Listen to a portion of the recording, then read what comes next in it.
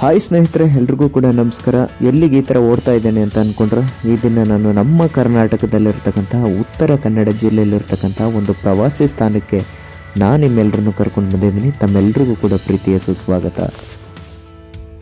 ದೇಶ ಸುತ್ತು ಕೋಶ ಓದು ಅಂತ ಮಾತಿದೆ. ಸೊ ನಾನಂತೂ ದೇಶ ಸುತ್ತಾ ಇಲ್ಲ, ನಮ್ಮ ಕರ್ನಾಟಕ ಅಂತೂ ಮಿನಿಮಮ್ ಸುತ್ತಾ ಇದ್ದೀನಿ. ನಮ್ಮ ಕರ್ನಾಟಕದಲ್ಲಿರ್ತಕ್ಕಂತಹ ಒಂದು ಅದ್ಭುತವಾದಂತಹ ಸ್ಥಳ ಯಾನ ಕೇವ್ಸ್. ಯಾನ ಗುಹೆನ ನೀವು ಎಲ್ಲರೂ ನೋಡಿದ್ದೀರ ಅಂತ ಅಂದ್ಕೊಳ್ತೀನಿ. ಅಲ್ಲಿಗೆ ನಾನು ನಿಮ್ಮನ್ನು ಕರ್ಕೊಂಡು ಬಂದಿದ್ದೀನಿ ಇವತ್ತು. ಯಾವಂಟ ಇದು ಮಾಡ್ದವ ಏನು ಹೇಳೋಪ್ಪ ಈ ಪ್ರಕೃತಿ ಸೊಬಗಿಗೆ. ಪ್ರಕೃತಿ ಏನೆಲ್ಲ ನಿರ್ಮಾಣ ಮಾಡುತ್ತೆ ಅನ್ನೋದಕ್ಕೆ ಈ ಒಂದು ಶಿಖರವೇ ಸಾಕ್ಷಿ. ಸೊ ಪುರಾಣಗಳು ಭಸ್ಮಾಸುರ ಶಿವನ ಕಥೆ ಹೇಳ್ತವೆ. ಸೊ ನಾನು ವೈಜ್ಞಾನಿಕವಾಗಿ ಹೇಳೋದಾದರೆ ಇದು ಪ್ರಕೃತಿ ತನ್ನ ಮಡಿಲಿನಲ್ಲಿ ತಾನೇ ನಿರ್ಮಿಸ್ಕೊಂಡಿರ್ತಕ್ಕಂಥ ಒಂದು ಅದ್ಭುತವಾದಂಥ ದೃಶ್ಯ.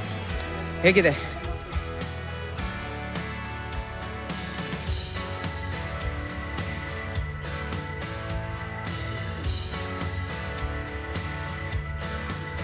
ಈ ಒಂದು ಸ್ಥಳ ಬಂದು ಉತ್ತರ ಕನ್ನಡ ಜಿಲ್ಲೆಯಲ್ಲಿರ್ತಕ್ಕಂತಹ ಕುಮಟಾ ತಾಲೂಕಿನಲ್ಲಿದೆ.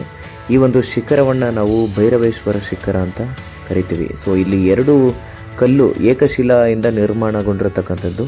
ಸೊ ಇದನ್ನು ವೈಜ್ಞಾನಿಕವಾಗಿ ಜ್ವಾಲಾಮುಖಿಯಿಂದ ಈ ಥರ ನಿರ್ಮಾಣ ಆಗಿದೆ ಅಂತ ಹೇಳ್ತಾರೆ. ಸೊ ಇಲ್ಲಿ 2 ಶಿಖರಗಳು ಬರ್ತವೆ, ಒಂದು ಭೈರವೇಶ್ವರ ಶಿಖರ ಮತ್ತು ಮೋಹಿನಿ ಶಿಖರ.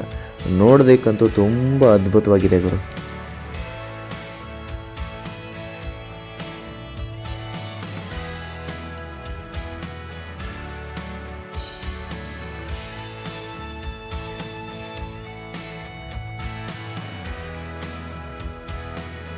ಈ ಒಂದು ವಿಡಿಯೋ ತಮಗೆಲ್ರಿಗೂ ಕೂಡ ಇಷ್ಟ ಆದರೆ ಲೈಕ್ ಮಾಡಿ, ಕಮೆಂಟ್ ಮಾಡಿ. ಮತ್ತು ಯಾರೆಲ್ಲ ಇನ್ನೂ ನನ್ನ ಈ ಒಂದು ಐಡಿನ ಫಾಲೋ ಮಾಡ್ತಾ ಇಲ್ಲ, ಎಲ್ಲರೂ ಕೂಡ ಫಾಲೋ ಮಾಡಿರಪ್ಪ.